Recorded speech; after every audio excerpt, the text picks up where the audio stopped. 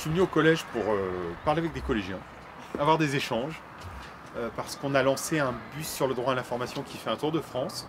On est parti hier matin de Paris, notre première destination c'était Rennes, et notre deuxième c'est Ploërmel.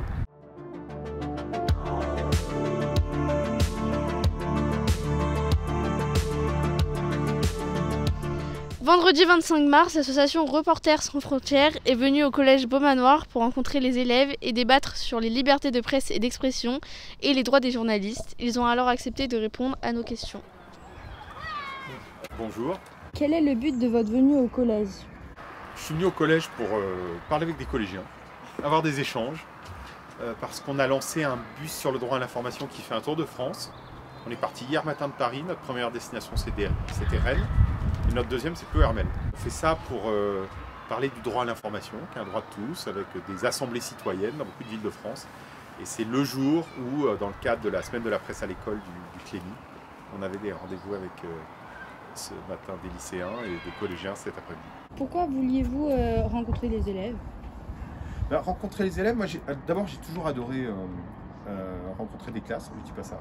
Mes parents étaient enseignants, j'ai dirigé une école de journalisme, donc peut-être il y a un lien. Mais par ailleurs, je trouve que parler avec des élèves, c'est nécessairement parler avec des gens qui ont des réflexes un peu différents. Et que c'est toujours très stimulant, même pour expliquer soit des choses simples, soit d'aller chercher des vues différentes sur ce dont on parle. Et les élèves, par définition, ils sont un peu différents. Et moi, je trouve ça toujours très agréable. Et puis par ailleurs, je pense qu'il y a aussi une logique de transmission. Et là, j'espère que... Enfin, j'ai eu l'impression qu'il y a eu une vraie discussion qui a eu lieu. Et ça me plaît beaucoup. Pouvez-vous nous parler du bus RSF? Quel est le principe? Et pourquoi allez-vous à la rencontre des citoyens et des élèves? Le principe, en fait, il est assez simple. Il est que souvent, les citoyens disent on n'a pas confiance dans les journalistes. Les journalistes disent mais on est des gens très sérieux, il faut que vous ayez confiance en nous. Et que tout le monde répète ça. Et donc à la fin, le mieux c'est quand même de se rencontrer, de parler et surtout de se dire tiens mais essayons de construire ensemble pour l'avenir ce droit à l'information qui est un droit pour tous, de ne pas être manipulé, de ne pas être trompé, d'avoir des informations fiables, libres. Comment on fait? Et c'est compliqué comment on fait parce qu'on est dans un moment où les nouvelles technologies, les évolutions géopolitiques, ça change beaucoup de choses. Et faisons des assemblées citoyennes, travaillons-y ensemble plutôt que de s'opposer, essayons de changer un peu de logique. Couvrir ce conflit. Parce que qu'est-ce qui se passe s'il n'y a pas de journalistes en fait, dans cette situation de guerre? Pouvez-vous nous expliquer pourquoi la guerre en Ukraine est aussi une guerre d'information? Alors c'est une très bonne question.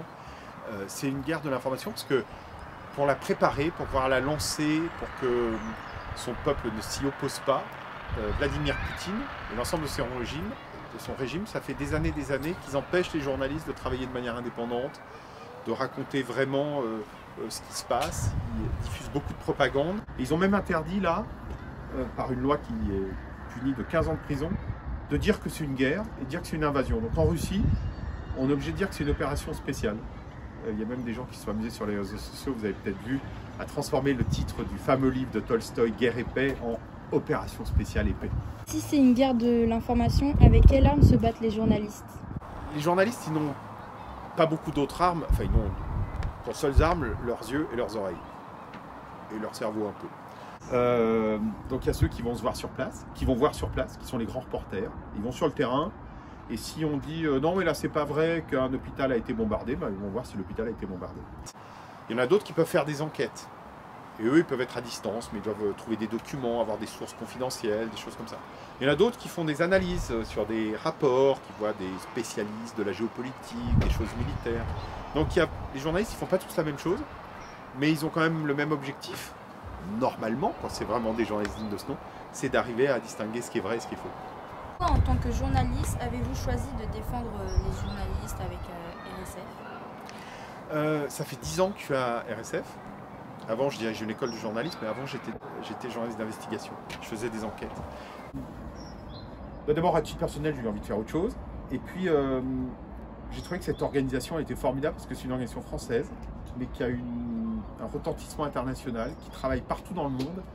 Et aujourd'hui, je suis très heureux d'être dans cette organisation où chaque jour, il y a des gens en Amérique latine, en Asie, autant à Rio de Janeiro, à Taipei, qu'à Dakar ou à Stockholm, qui dans la même organisation se battent pour le même idéal, et avec à la fois conviction, mais c'est les convictions ça suffit pas, mais surtout professionnalisme, et on est petit par rapport à la planète, par rapport aux enjeux, mais on fait tout ce qu'on peut, et c'est formidable parce qu'on a le sentiment d'être dans l'action. Êtes-vous bénévole ou salarié? Moi je suis salarié, parce que c'est mon seul métier, enfin j'ai pas de source de revenus, et il faut bien que je vive, et à RSF, la plupart des gens qui travaillent pour RSF, ils sont salariés. On ne compte pas nos heures, on bosse beaucoup, on se plaint pas. Enfin, il y a des gens qui se plaignent partout. Mais moi, je considère qu'on n'a pas à se plaindre. Et surtout, voilà, qu'on a une chance, c'est qu'on fait un métier qui a du sens, où on a l'impression d'être utile. Et ça, c'est un vrai luxe. Merci beaucoup. Merci.